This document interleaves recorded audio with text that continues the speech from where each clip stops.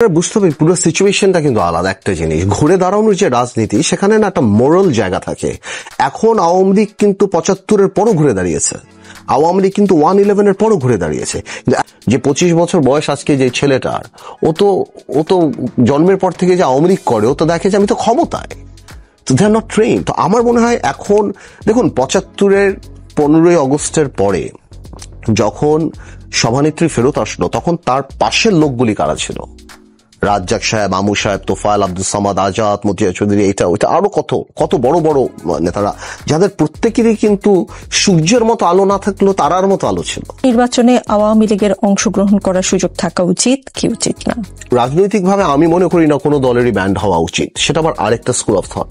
তো সুতরাং আওয়ামী লীগের ব্যান্ড সেভাবে যদি আপনি চিন্তা করেন, এবং আমি যেটা দেখছি জাতিসংঘ থেকে আরোপ করে তারা, বাট 71-কে অস্বীকার করে বা একপাশে সরিয়ে রেখে রাজনীতি করার কোনো টেন্ডেন্সি এখন আপনার চোখে পড়ে কিনা আমি একটু বলছি। যেমন মির্জা ফখরুল ইসলাম আলমগীর সাহেব সাংবাদিকদের বলেছেন, মানে একটি গণমাধ্যমকে বলেছেন, আমার কাছে মনে হয় একটা পক্ষ 71-কে পেছনে রাখতে চায়, 71-কে পেছনে ফেলার একটা চিন্তা ভাবনা কারো মধ্যে থাকতে পারে, এরকমটা আশঙ্কা করছেন তিনি। এরকম আশঙ্কা আরো কয়েকজন রাজনীতিবিদের মুখ থেকে আমি শুনেছি এই জুলাই আগস্টের পরই। আপনি কি কোনো একটি পক্ষের মধ্যে এমন কোন টেন্ডেন্সি দেখেন কিনা? একটি পক্ষ বা একটি পক্ষের তো কিছু না, এটা তো খুব খোলাখুলি ব্যাপার যে 71-কে যতই আপনি সামনে নিয়ে আসবেন, সবচেয়ে বড় প্রবলেম হবে জামাত ইসলামের। তো এটা একদম খোলা ব্যাপার বাংলাদেশের রাজনীতিতে। তো 71-কে তত অ্যাভয়েড করতে চাবে জামাত ইসলামী। তো সুতরাং আমি শিওর ফখরুল সাহেব সেটাই মিন করেছে, উনি এত পলিটিক্যালি বলেছেন, এটা বাংলাদেশের সবাই জানে। তিনি সাংবাদিক তাকে পাল্টা প্রশ্ন করেছিলেন যে আপনি নাম বা প্রকাশ করছেন না কেন? তিনি বলেছেন আমি বলতে চাই না, ওটা ওনার পার্সোনাল ব্যাপার। বাট এটা বাংলাদেশে আমরা তো নর্মাল সবাই জানে যে এই স্টিগমাটা তো জামাত ইসলামের ক্যারি করতে হবে, 71-এর স্টিগমা। তো 71-কে যত আপনি পর্দার আড়ালে রাখতে পারবেন, জামাতকে আপনার তত ভালো রাজনৈতিক দল মনে হবে। আর জামাতকে যখন আবার আপনি 71 দিয়ে এই প্রজন্ম দেখা আরম্ভ করবে, তখন আবার জামাতের সেটাকে জাস্টিফাই করা মুশকিল হয়ে যাবে। আমার মনে হয় সেই কারণেই হয়তো 71-কে নিয়ে আসতে চাচ্ছে না। মানে এই মতলবটা কি আপনি কেবলমাত্র জামাতের মধ্যে দেখেন, আর কারোর মধ্যে কিছু? আর কোনো মনে রাখলে বাংলাদেশের রাজনীতিতে ছিটকে পড়ে যাবে। স্বাধীনতা ক্ষেত্রে যদি আপনি স্বাধীনতা মুক্তিযুদ্ধর স্পিরিটকে আন্ডারমাইন করে রাজনীতি আপনি সাকসেসফুল হতে পারবেন না। আপনি ঘরের মধ্যে করতে পারেন, আপনি at the end of the day successful হতে পারবেন না বাংলাদেশে।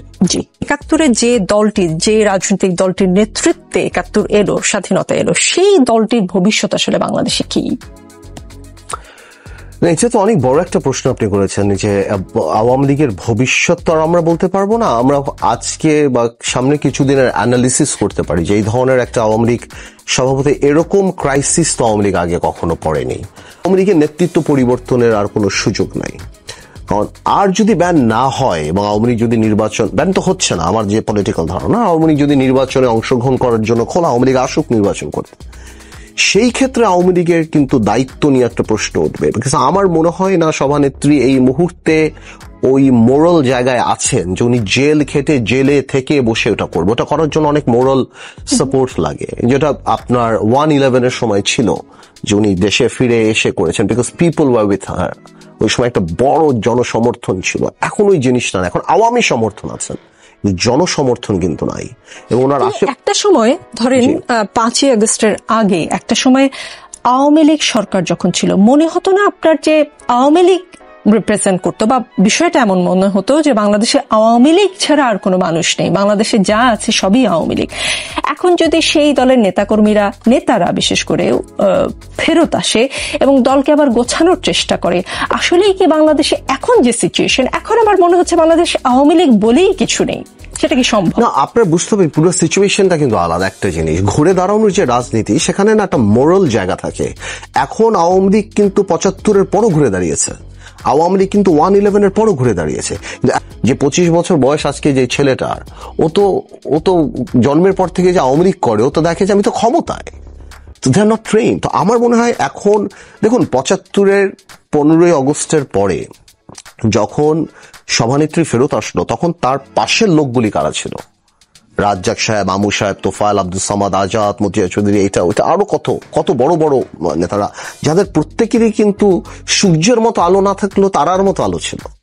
আচ্ছা ছোট ছোট একটা মানে বলতে হয় সমানিকটি একটা ঝাড়বাতি, সেটা বন্ধ হয়ে গিয়েছে, সবাই চলে গেছে, দিস নো বডি।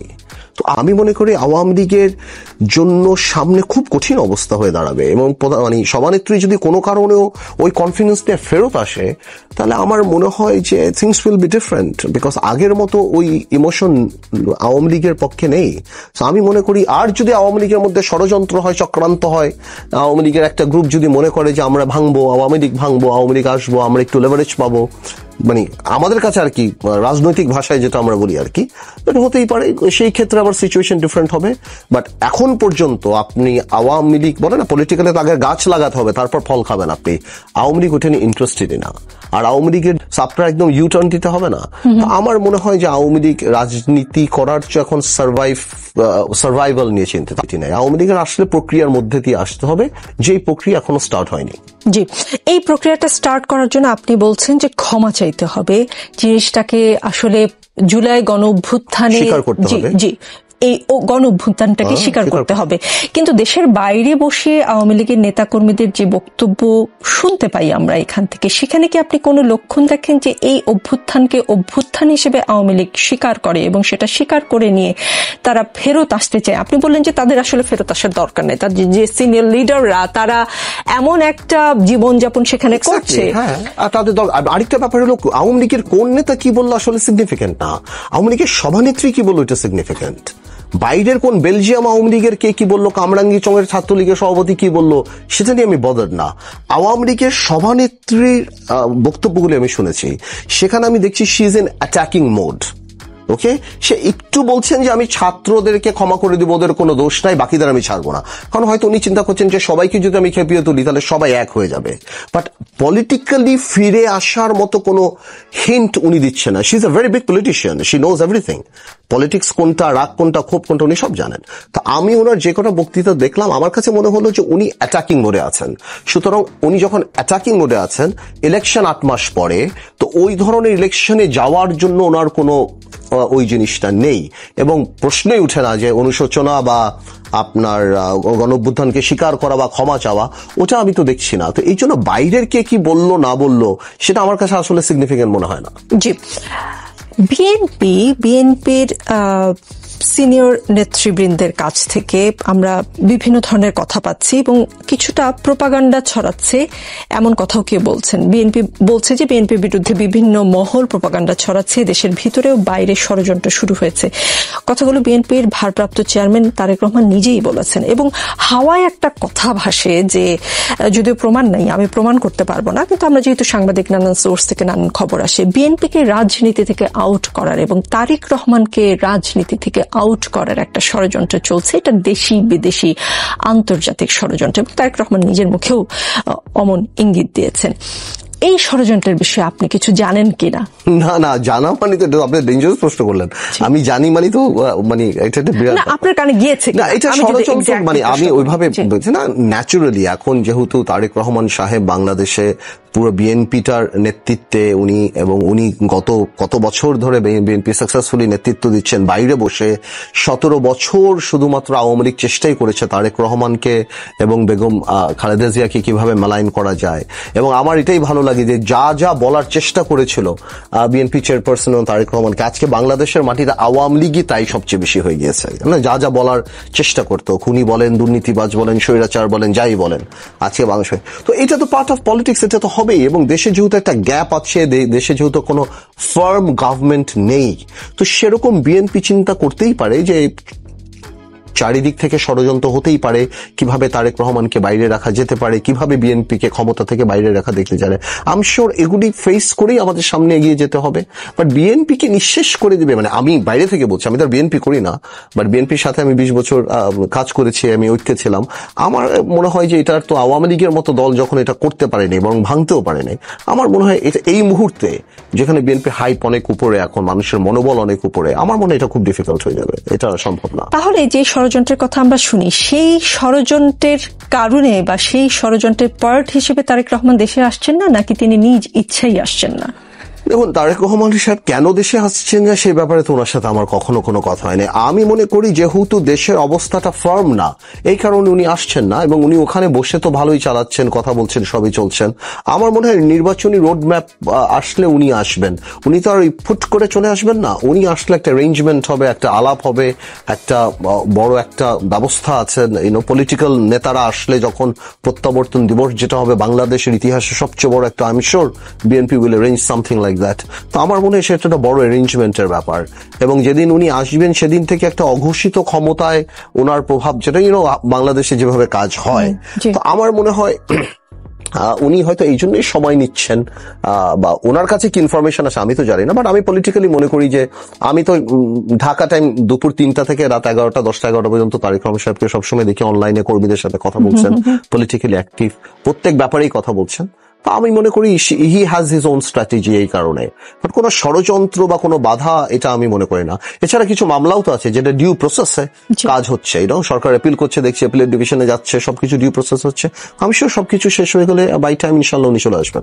আপনি বলেছেন তিনি ওখান থেকে ভালোই তো চালাচ্ছে, আসলে কি ভালো চালাচ্ছে? আমরা বিএনপি তৃণমূল কি যেই অবস্থায় দেখছি, পত্রপত্রিকায় যে খবরগুলো আসছে, আপনার চোখ নিশ্চয়ই এড়ায়নি। চাঁদাবাজির সঙ্গে বিএনপির ছাত্রদল, বিএনপির ভাতৃপ্রতিম সংগঠন, ছাত্রদল, যুব দলের নাম যেভাবে জড়িয়ে যাচ্ছে, সেটা কি আসলে নির্বাচনের আগে বিএনপির জন্য ভালো হচ্ছে, বা ভালো কি আসলে উনি চালাচ্ছেন? এই জিনিসটা তো একদমই ভালো না। আপনার বুঝতে হবে এটা পলিটিক্যাল কালচার। এই যে চাঁদাবাজি জিনিসটা, আমিও তো একটা দলের প্রধান, আমি কোনোদিন একটা চাঁদাবাজকে প্রমোট করি না। এটা পলিটিক্যাল কালচারটা এরকম হয়ে গিয়েছে যে গত 20-25 বছর যাবত এটা হচ্ছে। এখন ফেসবুকের কারণে, বিভিন্ন কারণে আমরা অনেক বেশি দেখতে পাই। আমার প্রশ্নটা হলো যে বিএনপি শুধু তারেক রহমান সাহেব হবেন কেন? বিএনপিতে যারা নীতি নির্ধারণ যারা আছেন, ওনারা কি রিজনেবল সিদ্ধান্তটা নেয় কিনা এনার বিরুদ্ধে? তারপর তো আইন আছে, সরকার আছে, তারা কাজ করবে। আসলে কি চাঁদাবাজদের কোনো দল থাকে না, ওনারা বিভিন্ন দলের উপরে ভিত্তি করেও চাঁদাবাজিটা করে। তো ওর এভাবেই হচ্ছে। আমি শিওর আপনার কথা রাইট, বিএনপির বিভিন্ন জায়গায় হচ্ছে, অনেক জায়গাতেই হচ্ছে, টেন্ডারবাজি, পানি, বালুমহল দখল, নদী দখল, এগুলি হচ্ছে।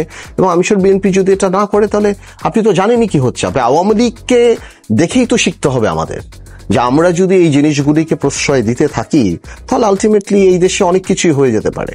আমি শিওর, বাট অনেকে যদি মনে করে যে বিএনপির টপ থেকে এগুলিকে প্রমোট করা, দ্যাটস নট রাইট। এটা সত্যি না, বিকজ এটার কোনো বেনিফিট আমাদের নাই। তো আমি শিওর বিএনপির নিচে যারা আছেন ওনারা সবাই দেখছেন, 17 বছর দল ক্ষমতায় না, বিভিন্ন ধরনের মানুষ দলে থাকে, তারা অনেকে চাঁদাবাজি করে, অনেকে বাকি নিয়ে ওখানে টাকা দেয় না, যে যেরকম ভাবে করে। এটা আসলে বাংলাদেশে একটা কালচারে পরিণত হয়েছে। আমি একদমই জাস্টিফাই করার চেষ্টা করছি না, বাট আই এম শিওর বিএনপিও তার ডিসিপ্লিনারি অ্যাকশন নেবে এবং আইন শৃঙ্খলা বাহিনীও তার কাজ করবেন। জি, নতুন যে দলটির নাম জাতীয় নাগরিক পার্টি। জাতীয় নাগরিক শক্তি বলে একটা দল হয়েছিল 2007-এ। জি, আপনার নিশ্চয়ই মনে আছে, ডক্টর ইউনূস যেটা ঘোষণা করেছিলেন। অনেকে দুটি দলের নাম মেলাচ্ছেন, যেটা সামাজিক যোগাযোগ মাধ্যমে দেখি মেলানোর চেষ্টা করছেন, এবং যেটা বলার চেষ্টা করা হচ্ছে, সেই মত যারা বিশ্বাস করেন তারা বলার চেষ্টা করছেন যে 2007-এ যে স্বপ্ন দেখেছিলেন ডক্টর ইউনূস, সেই স্বপ্নটা তিনি এখন এসে পূরণ করলেন, এবং তখন যে -2 এর একটা স্বপ্ন বা -2 এর একটা কথা বলা হচ্ছিল, সেটাও বাস্তবায়িত হয়েছে। কেননা এখন শেখ হাসিনা বা বেগম খালেদা জিয়া কেউই দেশে নেই, তারেক রহমানও দেশে নেই। আপনি যারা এই ধরনের একটা মতবাদ তৈরি বা এই ধরনের ভাবনা যাদের, তাদের ভাবনাটাকে কিভাবে দেখেন? না, আমি মনে করি টু মাচ কনস্পিরেসি থিওরি। আমি এইভাবে আমি একদমই চিন্তা করি না। 2007 সালের প্রেক্ষাপট ডিফারেন্ট ছিল। উনি রাজনৈতিক দল যখন আপনি করেন না, তখন আপনি রাজনৈতিক দল করে ফেললেন। এখন ইউনূস সাহেবকে আমরা সবাই মিলে বসিয়েছি। যে কোনো রাজনৈতিক দলের চেয়ে ওনার অবস্থানটা, বাংলাদেশের জার্সিটা একটাই জার্সি যেটা ওনার গায়ে আমরা সারা বাংলাদেশ ওনার গায়ে দিয়েছে। তো অনেকটা স্বাধীনতা যুদ্ধের ক্যাপ্টেন ইসের মতো। তো এখন উনি দল করে উনি ছোট হবেন না, উনি দল করে 2007-এর সিচুয়েশনটা আলাদা ছিল। এখানে একটা কিংস পার্টি ছিল, ব্যাকড বাই আর্মি। এখানে তো আর্মি ব্যাক করে বসানো দরকার হয় না, ওনাকে আমরাই বসিয়ে দিয়েছে। এটা একটা বিপ্লবী সরকার, বিপ্লবের মাধ্যমে এসে ওনাকে বসিয়ে দিয়েছে। উনি সবকিছু, ওনাকে আমরা বিশ্বাসের জায়গায় রাখি, শ্রদ্ধার জায়গায় রাখি, দায়িত্বের জায়গায় রাখি। এটা জনগণের সরকার, জনগণ দ্বারা সরকার না, বা জনগণের সরকার আমরা মনে করি। তা আমি মনে করি ওনার নিজেকে উনি কোনোভাবেও ছোট করে এই জিনিসটা করবেন না। আর ছাত্ররা হয়তো ইনফ্লুয়েন্সড হয়েছে বা ওই নামটা পছন্দ হয়েছে ওই নাম এভাবে নিয়েছে। আমি এর মধ্যে কোনো চক্রান্ত ষড়যন্ত্র এভাবে আমি দেখতে চাই না। জি, বিএনপির যুগপৎ আন্দোলনের শরিক 12 দলীয় জোট ভেঙে গেল, এই তো গতকালই বোধহয়। জি, বিএনপির নেতৃত্বাধীন কোন জোট এখন আসলে নাই। গণতন্ত্র মঞ্চ, জাতীয়তাবাদী সমমনা জোট আছে। বিএনপির দীর্ঘদিনের রাজনৈতিক মিত্র দলগুলো একদমই আলাদা আলাদা দেখতে পাই আমরা। ডিসেম্বরে জাতীয় নির্বাচনের কথা সরকার বলছে। আপনিও দীর্ঘদিন কোনো জোটে নেই। সামনের দিনের নির্বাচন কেন্দ্রিক রাজনীতিটা কেমন আসলে হতে পারে, মানে জোটের কি বলবো মেরুকরণটা কেমন হতে পারে? জামাতে ইসলাম আবার এখন তার জোটের প্রয়োজন নেই। জি, জোটটা ছিল আমাদের সবার, জোটটা ছিল আওয়ামী ফ্যাসিজমের বিরুদ্ধে। আওয়ামী ফ্যাসিজম যখন চলে গিয়েছে, আমি মনে করি আমি তো অনেক আগেই চলে গিয়েছি, বিকজ বড় কোনো দলের সাথে থেকে নিজের দল গোছানোটা মুশকিল হয়ে যায়। সো আমরা একইভাবেই ছিলাম, যুগপথে আমরা আমাদের মতো করেছিলাম। বাট কোনো দলের সাথে থাকলে আপনার অনেক কিছু মেনে নিতে হয় যেটা হয়তো আপনার সাথে যাচ্ছে না।